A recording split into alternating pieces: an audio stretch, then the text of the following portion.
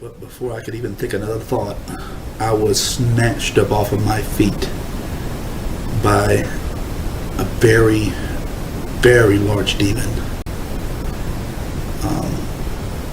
Of course, for me, I didn't know what had happened. It was like getting hit by a truck and having no clue that it was ever coming.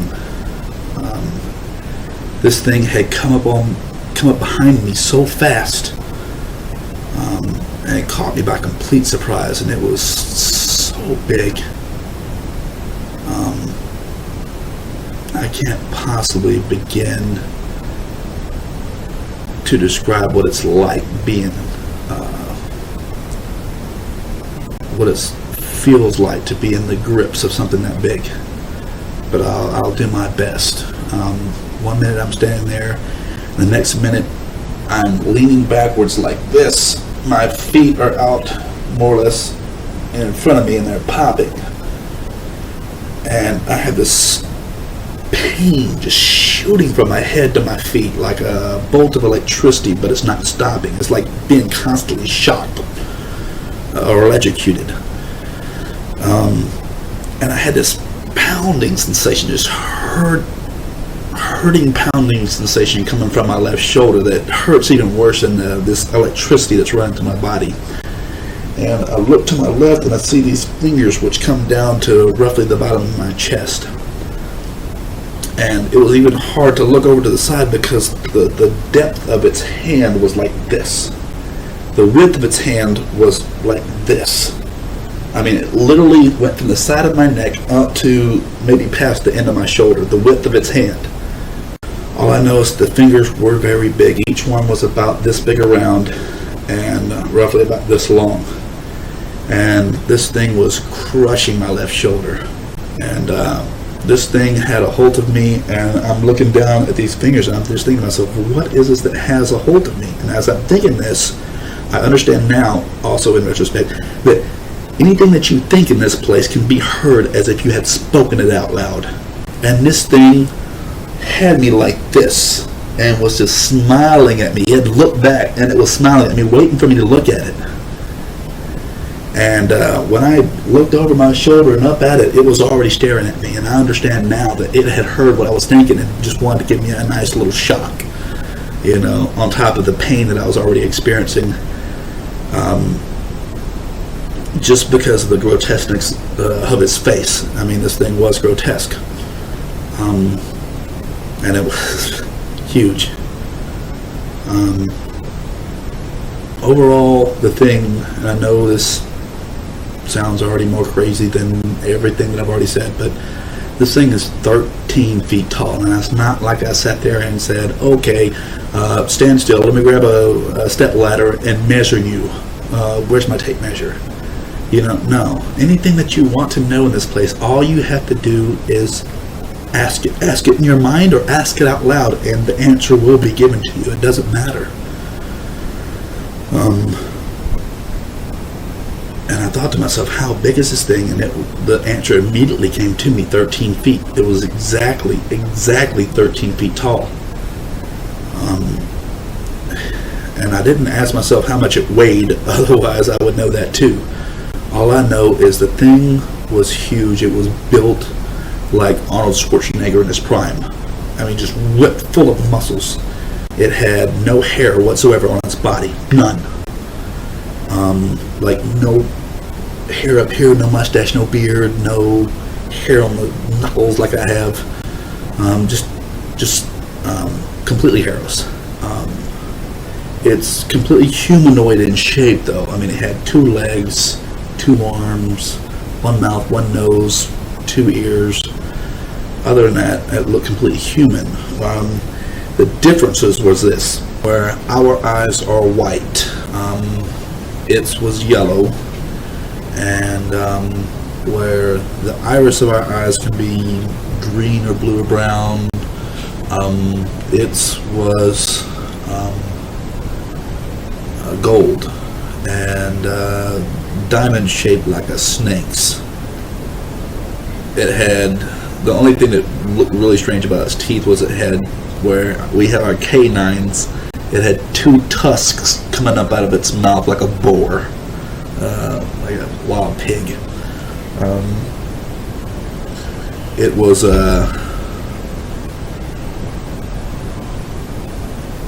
I said it was just very large, 13 feet tall, and just extremely muscular. And this thing, like I said, it just picked me up like I weighed nothing to it. And it was taking me along for a ride. And but just I only looked at its face for, I would say, a second, and that's all that it took. I was just, as a man, I'm not afraid of any other man on the face of this earth. I will fight anybody. I don't care how much bigger they are than me. But this thing, there was no fighting it. I mean, it was far too big. I mean, 13 feet tall versus 6 feet tall. I could stack another one of me on top of my head and still not be as tall as it. You know, and if I had to guess, I would say roughly about in between 3,000 and 4,000 pounds. I mean, I don't know for sure. I'm just guessing, but I would say that's a pretty fair estimate. The thing, like I said, it just picked me up and took off with me, and I'm not sure if my feet were popping out of just sheer pain, or if it was the speed at which we were moving. But this thing was running. It had me by one hand, by the shoulder. It had me by the shoulder with one hand, and it was moving at a very, very fast velocity. If I would guess, I would say probably at over 80 to 100 miles an hour. Just rough guess. It may have been faster than that, I don't know. But all I know is the thing was moving very, very fast. And had complete control. I mean, just there was nothing at all I could do to get away or anything like that. And I looked at its face for only a second, and it was enough to scare me. But anyway, I understood that it was taking me to the portion that I did not, certainly anyone would not want to go to, which was the fire and brimstone portion. It was going to take me to that fiery lake and cast me in, and I understood that. And when I understood that, it was mortally appalling, is the only way I can put it. I mean, it played over and over in my head again. It's taking me to hell, it's taking me to hell, it's taking me to hell. And there was just nothing I could do. Nothing I could do to stop it, nothing I could do to prevent it. And I just kind of dropped my head. A lot of people that used to call themselves Christians are there. And it's because they didn't really devote their life to God. They lived one foot in and one foot out like I did, you know. But as I was thinking this to myself, that I'm not such a bad guy, why am I ending up here? That's when that light appeared. And I looked up at it. It looked like a star far off in the night sky. Something so tiny and insignificant and far away that it couldn't possibly help me. And then I saw it moved off to the left a little bit, and I picked my eyes up, you know, and my head up, and I looked at it. And I thought to myself, did we just change direction, or did it move? You know, and it went back to the right, and I thought for myself, no, for certain, we didn't change direction, it moved. And I thought to myself, well, what is that? And as I thought that, and began to focus in on it, it just came rushing at me like the only way I can describe it is the speed of this thing was like a bolt of lightning. It came at me so fast that one moment it was just like a tiny little star in the night sky, and the next minute, white, bright, blinding white light, and his hand was reaching down to me, and it was an angel. It's all right.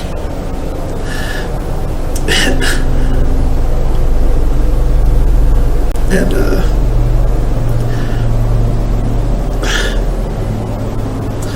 my hand just reached up and grabbed its hand. I was thinking to myself, I'm going to reach up there and grab his hand, and this hand is going to save me, because that's all that I saw was just a head. But my head knew what to do. It was like having a baseball thrown at your head. Somebody says heads up and you just reach up and grab it. It's a reflex. My hand just reflects, and a reflex just jumped up and grabbed this angel's head. And as soon as I touched its head, we were all motionless and all standing back up on this ground that you can't see. And this beast, this demon, it still had me by the shoulder. It was kind of almost even leaned over a little bit to grab me by the shoulder. And I could instinctively, I knew to stand still, because if I had moved, I know that would have ripped my shoulder and my arm off at the same time and just beat me with it. I mean, the thing was just that massively strong. I knew within me, there was something telling me, don't move. And I'm just standing there, staring up, looking at this angel. And the angel itself, to describe it for you, was 9 feet 6 inches tall. It had brown wavy hair pushed to the back. It had an olive color skin. It wasn't really white, it wasn't really black, it was somewhere in between, but the light that was emanating from within it was so bright white that it almost practically overshadowed the color of its skin. You couldn't even really, you had to stare to see the color of its skin. And I keep saying it because it's an it. It's not really a he or a she. Although the body is shaped like a he, okay, it's shaped like a male. When you look at its face, the face is like the most handsome man that you've ever seen, blended in perfectly with the most beautiful woman that you've ever seen. I mean, when you look at this angel, you think to yourself, wow, he is beautiful. And I know that's some odd words to say. In the English vernacular, the male is known as handsome and the female is known as beautiful. But this angel was absolutely beautiful. There's no other words for it. And its eyes were blue, and when I mean blue, I mean perfect blue, like someone took a portion of the sky and put it in its eyes, or dipped a cup out of the ocean and poured it into its eye. There was no flaw in it, no flaw. Perfectly beautiful in all ways. Other than its face looking like the cross between a man and a woman, and I don't mean like, oh, is it Pat? No. I mean just beautiful. It was completely shaped like a man. You could see it's underneath its white robe. It had chest and it had strong arms. It had an Adam's apple. I mean, it was every bit shaped like a man, and a strong one. I mean, just strong, but not like overly ridiculous like this. It wasn't bodybuilder, it was more like fitness trainer strong. It wasn't like bodybuilder strong where it just had muscles popping out of everywhere it shouldn't have been, like this demon. But you could tell it was, this angel was there to fight. And he had on a white robe. It was cut down in a V in the front with gold lace.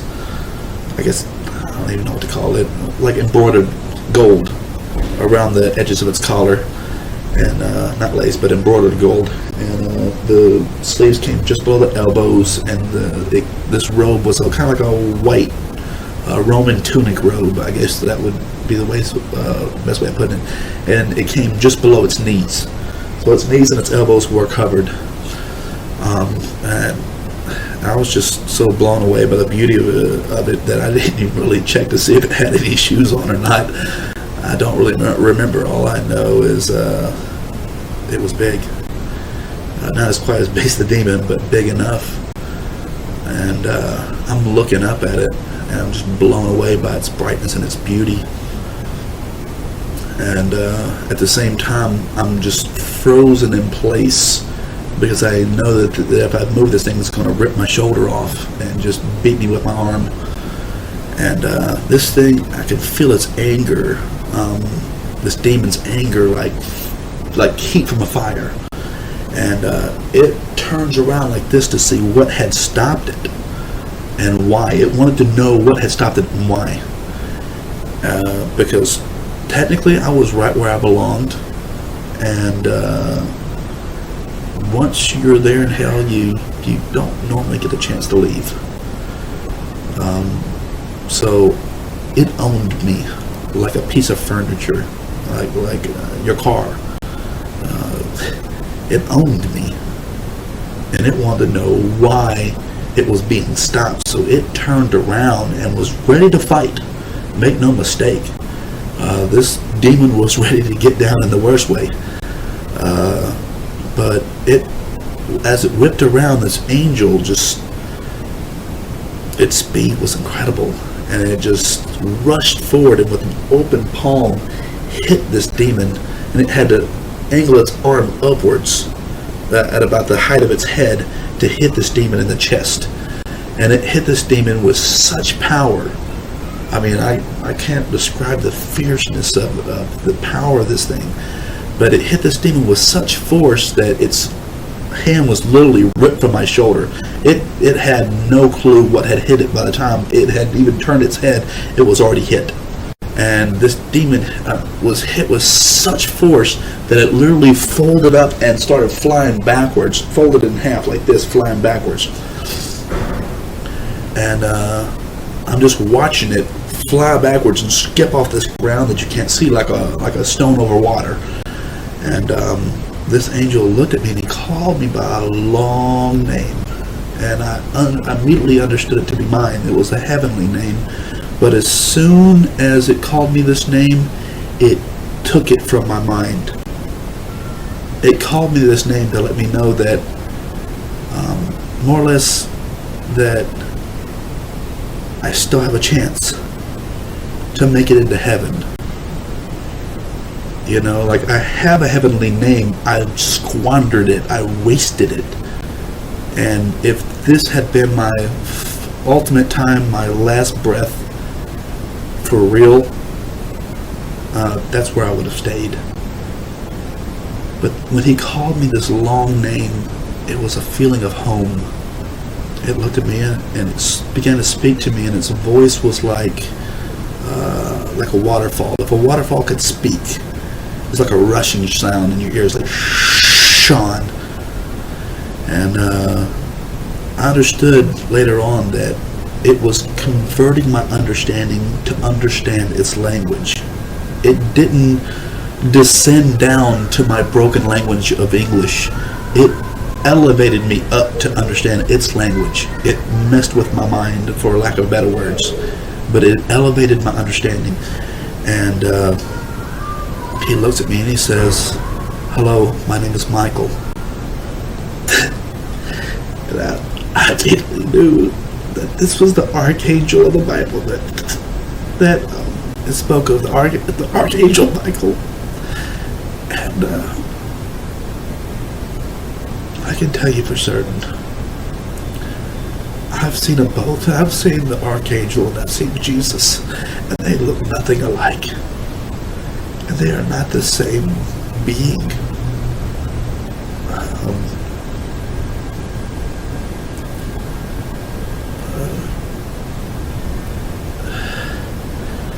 But anyway, he said, he began to speak to me, but I got distracted by this demon that had gotten back up and was coming back after me. It was coming back to get me. And it was coming back to fight this angel for my soul. And so I turned back because I knew that it was coming. I'm sorry.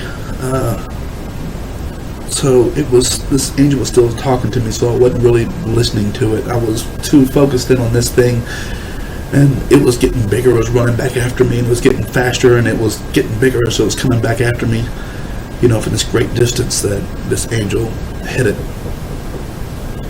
And so I looked back at him like, whatever you got to say, please just hurry up and say it, and if you're going to get me out of here, please get me out of here. You know, and this is what I was literally thinking. You know, and he just looked at me and he gave me a saddened look. And he looked at me and he just goes, "Your time has not yet come. It's time for you to go." And he points his finger, and when I stepped in that direction, my soul immediately went back to my body. Just as fast as I had appeared in this place, I left this place, and I was back in my body, laying on that cot where I knew I should have, my eyes opened. And it took me a good 20 minutes to get to walking again, simply because my entire body had fallen asleep. And I'm almost certain that after having been dead for 8 minutes, that there must have been angels there jump starting everything in my body again, because there would have been no blood flowing anywhere.